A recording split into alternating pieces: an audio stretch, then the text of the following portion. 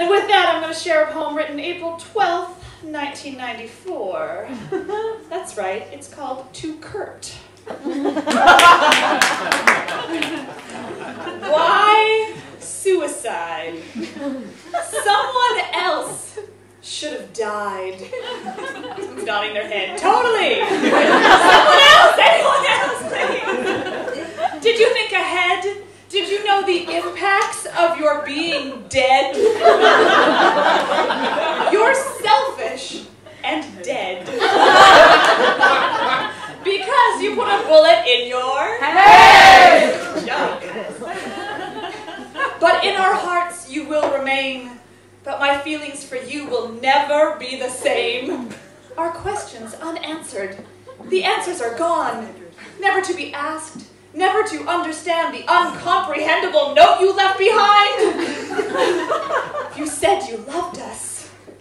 How so? It's a shame. A rotten shame. It's done and over. Move on. Show's over.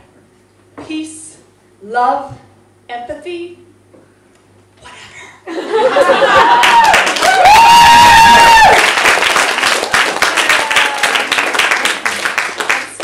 still dealing with it. So much so that I had New Year's in Seattle a couple years ago because I used to live in Vancouver, and we're in Seattle, and I made all my friends New Year's Day go to Kurt Cobain's house because I owed it to my 14-year-old self to pay my respects. And even maybe more scary than that, there's these parks right beside, or there's a park right beside the house, and carved into the benches it says Kurt's Park, and everyone's put their graffiti on it. But on the top of the benches was recent candle wax because someone had had a vigil. So I'm not the only one. That's all I'm saying. I'm just embarrassing myself more and more. Okay, this is another James poem. Because the thing about James was that what happened. So after 2 weeks into our relationship, he said, "I love you," and I wrote more than like. And then 2 weeks later, what did my Mormon boyfriend do? He broke up with you. Nope. He got drunk and made out with another girl. Oh. Yeah, explains, the other girl, but not the drinking. So anyway, so I wrote, oh yeah, wait. The polygamy kind of fell.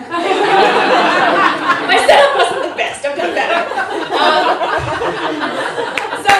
So I found out that he cheated on me, and I was like, no, I've read 17 magazine, I'm not gonna take that. And we had a conversation in the closet, and he was like, oh, take me back. And so I wrote this poem. Not in the closet, like a day later. Like I only spoke to him in poetry. So this is my response to him cheating on me. My eyes are going blind, glazed over and aglow. You say things that confuse my mind. Take you back? I say no. My hurt did not leave. You took my heart. You are the thief. Nice. Poetic license. My forgiveness you will not get. I wish we had never met. My emotions I will now keep. If I give them to you again, I know I'll weep. I'm closed up and alone. What I know now, I wish I had known. When the time comes, you will pay. And I wonder, just what will you say? It's a terrible ending. Thank you for indulging me.